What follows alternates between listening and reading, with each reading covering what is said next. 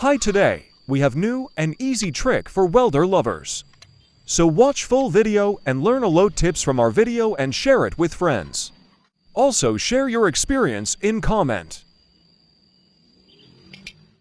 We have 1mm dia square tube. Watch every step carefully, it's going very nice for your future. Weld down to upside for better result.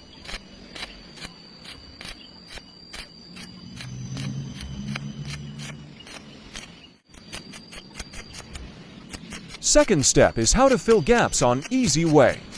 After the filling of gaps, grinding on it for looking beautiful it's make. You professionals subscribe my channel for more welding tips videos. Thank you.